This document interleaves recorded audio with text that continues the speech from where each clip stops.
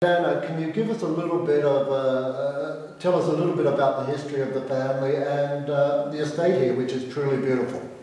So the Antinori family is my mother's family, and the house has been in the same family since the beginning of 1500, without never changing owners. So this estate has been growing vines since 1500? Or? More or less, yes, more or less. Maybe not bottling, surely not bottling the wine, but always vines and olive trees. So what grapes do you grow here? Obviously you grow Sangiovese. Obviously Sangiovese, but our philosophy is also that we stick to the tradition. So the tradition has always been a blend of red varieties, in the past also white varieties. Now we just kept the red, so it's Sangiovese mainly, and then we have Canaiolo and Corvina. I know from particularly your Chianti Classico, and congratulations on the 2009, which was rated in the top 6 Chianti Classicos of the total area. Niccolo, your philosophy? I define myself a real wine grower. For me, a wine grower needs to control the whole process, like an artisanal way of doing the wine, which for me is really important, make the difference in this phase especially. What we do is try to make wines that really express the terroir. So it has to be authentic. I rather look for elegance. This means that I have to make vineyards that are in equilibrium. They have good balance, and so in a way, the grapes are good at a good quality stage. What you have, the work that is left over in the cellar is not that much. Because for me it's really important that you have to be sustainable, respect nature. How much time and what sort of wood do you mature the wine in?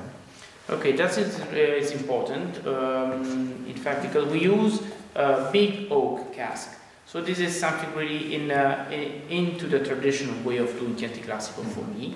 For me, they give a much more equilibrated taste to the wine compared to the little oak that can make this oaky and vanilla tasting wine. How long is it left in wood? So the Chianti Classico is left for 1 year, and the Reserve is left for at least 2 years. Today Anna and Nicola were kind enough, thank you, to open a 2009 Reserva. And I tasted it today, and I think it's going to be one of the great Chianti Classico Reservas. And because the 2009 was a wonderful, the Chianti Classico Normale was a wonderful wine. This one, the Reserva has taken it to a new level. It's an extension of the 2009. Yes, which by the way, has been a great vintage, one of the best in the last 5-6 years.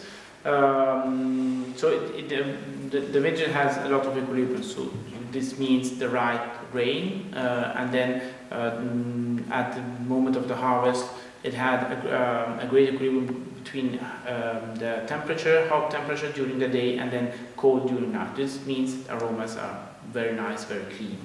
And this you can find in the Reserve 2009, which is really clean. A lot of complexity, a lot of minerality also, which is, for me, it's a character that I love finding in wines. And you can find also some of the typical notes of the Chianti wines, which is a little bit of fruit, a little bit of flowery notes, but I have also these balsamic notes. Really, it's, as you were saying, it's a really complex wine. But again, you have to find all these little elements, and really it's a wine that you can drink and drink and drink, and in every glass you can find something you didn't find before. And it's a lot to discover. And this is something I think with the Reserva, it was quite a successful work we did. And by the way, we just have been awarded by the Decanter magazine with 90 points, and it's a highly recommended wine, and will be on the May issue of the magazine. So, is it too early to tell how the 2012 wine is developing? So we had a really nice wine, really maybe some more concentration.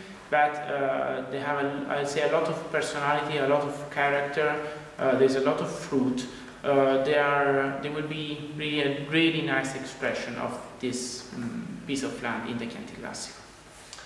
So on that note, we'll close now from Villa Cigliano, and we have our friend Gypsy, who is a beautiful, I'm not sure... no breed at all. But Gypsy is just a beautiful dog and part of the estate, and we've been very fortunate today to meet two wonderful people, Anna and Niccolo from Villa Cigliano, so grazie mille. Grazie.